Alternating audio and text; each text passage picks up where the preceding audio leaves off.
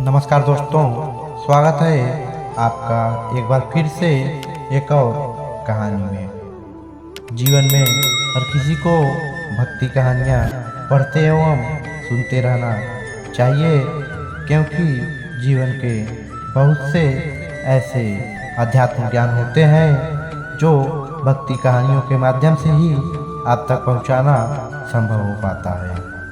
एक भक्ति का ही मार्ग ऐसा होता है जिससे हमें अंतर्मन तक सुकून की अनुभूति होती है। भक्ति कोई भी हो सकती है, यह जरूरी नहीं कि ईश्वर का नाम भजन सुमिरन करना ही ईश्वर की भक्ति है, बल्कि निस्वार्थ होकर जब हम दूसरों की मदद करते हैं, ईमानदारी के साथ अपने काम को करते हैं, सच्चाई और नेकी के रास्ते पर चलकर अच्छे कर्म करते रहते हैं, तो यह सब भी ईश्वर की भक्ति करने के समान होता है। यही भक्ति का सही अर्थ है। एक राजा था, उसके कोई भी पुत्र नहीं थे। राजा बहुत दिनों से पुत्र की प्राप्ति के लिए ईश्वर से आस लगाए बैठा था। वक्त बीतता गया, लेकिन पुत्र की प्राप्ति नहीं हुई। तब राजा के सलाहकारों ने राजा को तांत्रिक से सहयोग लेने को कहा। राजा तांत्रिकों से मिला। तांत्रिकों की तरफ से राजा को सुझाव मिला कि यदि किसी बच्चे की बलि दे दी जाए तो राजा को पुत्र की प्राप्ति हो सकती है। राजा ने राज्य में टिंडोरा पिटवा दिया कि जो अपना बच्चा बलि चढ़ाने के लिए राजा को देगा, उसे राजा की तरफ से बहुत सारा धन दिया जाएगा। एक परिवार में कई बच्चे थे, गरीबी भी बहुत थी। उसी परिवार में एक ऐसा बच्चा भी था जिसका ज़्यादातर समय सत्संग और साधु संतों की वाणी सुनने में निकलता था। इस वजह से बच्चे की ईश्वर पर बहुत आस्था थी। वो ईश्वर की भक्ति किया करता था। जब राज्य के सभी लोगों सहित इस गरीब परिवार को राजा के इस इनाम का पता चला तो परिवार को लगा कि क्यों ना इसे राजा को दे दिया जाए, क्योंकि ये निकम्मा है, कुछ काम धाम भी नहीं करता है और हमारे किसी काम का भी नहीं है। हमारा तो पेट भरता नहीं, कहाँ तक इसे बैठाकर खिलाते रहेंगे। और फिर एक बच्चा कम हो गया तो क्या फर्क पड़ता है, इसे देने पर राजा प्रसन्न होकर हमें बहुत सारा धन देगा। इतना सोचते हुए बच्चा राजा को दे दिया गया। राजा ने बच्चे के बदले उसके परिवार को काफ़ी धन दिया। राजा के तांत्रिकों द्वारा बच्चे की बलि देने की तैयारी हो गई। राजा को भी बुला लिया गया। राजा और तांत्रिक दोनों के द्वारा बच्चों से यह पूछा गया कि तुम्हारी आखिरी इच्छा क्या है। बच्चे ने कहा कि मेरे लिए रेत मंगा दी जाए। राजा ने कहा बच्चे की इच्छा पूरी की जाए। अतः रेत मंगाया गया। बच्चे ने रेत से 4 ढेर बनाए। एक एक करके बच्चे ने 3 रेत के ढेरों को बुरी तरह से तोड़ दिया और चौथे के सामने हाथ जोड़कर बैठ गया। और उसने राजा से कहा कि अब जो करना है आप लोग कर लें। यह सब देख तांत्रिक डर गए और उन्होंने बच्चे से पूछा, पहले तुम यह बताओ कि ये तुमने क्या किया है और क्यों किया है।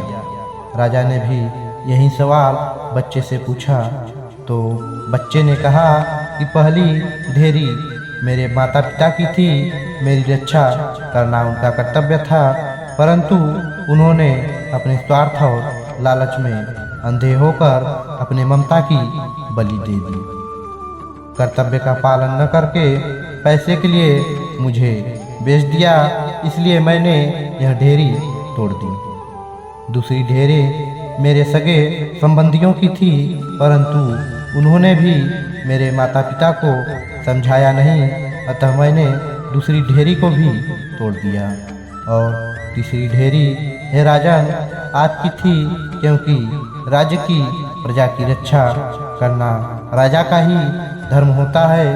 परंतु जब राजा ही अधर्म के मार्ग पर चलकर मेरी बलि देना चाह रहा है तो ये ढेरी भी मैंने तोड़ दी। और चौथी ढेरी मेरी ईश्वर की है। अब सिर्फ और सिर्फ अपने ईश्वर पर ही मुझे भरोसा है, इसलिए यह एक ढेरी मैंने छोड़ दी है। बच्चे का उत्तर सुनकर राजा अंदर तक हिल गया। मन ही मन राजा तर्क करने लगा, विचार करने लगा कि ये मैं कैसा अधर्म करने जा रहा था। भला अधर्म के रास्ते पर चलकर मुझे पुत्र की प्राप्ति कैसे हो सकती है। इतना सोचते हुए राजा ने अपने मन से बच्चे की बलि देने का विचार निकाल फेंका। राजा ने बच्चे की बलि रुकवा दी। इतना करते ही तुरंत राजा के मन में एक ख्याल आ गया कि यह बच्चा, अरे क्यों ना ये बच्चा मैं पाल लूँ, इसे अपना पुत्र बना लूँ, अपने पास रखूँ। आखिरकार इतनी ज्ञानी और ईश्वर प्रेमी बच्चा मुझे कहाँ मिलेगा। इतना सोचते हुए राजा ने बच्चे को सीने से लगा लिया और ऐलान कर दिया कि आज से ये मेरा पुत्र है, मैं इसे गोद लेता हूँ। राजा फुट फुट कर रोने लगा और खुद को कोसने लगा कि मैं मूर्ख अपनी कामना में इतनी लिप्त हो गया था कि धर्म अधर्म में फर्क ही न जान सका। इस पुत्र मोह में मेरा मन इतना अंधा हो गया कि ईश्वर ने मुझे पुत्र दे दिया है, इस बात को समझ ही न पाया या फिर देख ही ना पाया। इस कहानी से हमने यह सीखा कि यह एक अटल सत्य है, जो मनुष्य हर मुश्किल में केवल और केवल ईश्वर का ही आसरा रखते हैं, उन पर आस्था, श्रद्धा और विश्वास रखते हैं, उनका कहीं से भी किसी भी प्रकार का कोई अहित नहीं हो सकता। इस भक्ति कहानी से हमने सीखा कि बस निस्वार्थ होकर अच्छे कर्म करने की देरी है, यानी ईश्वर हमारे अच्छे कर्म हमारे सारे बिगड़े काम संवार देते हैं। संसार में सभी रिश्ते झूठे हैं, केवल और केवल एक प्रभु का नाम ही सत्य है। भक्ति कहानियों से मिलने वाले अनेकों महत्वपूर्ण ज्ञान जीवन को सुखदायी बनाने में बहुत बड़ी भूमिका निभाते हैं। तो मित्रों, यह भक्ति कहानी आपको कैसी लगी? इस भक्ति कहानी से आज आपने क्या सीखा, यह हमें नीचे कमेंट बॉक्स में कमेंट करके जरूर बताना।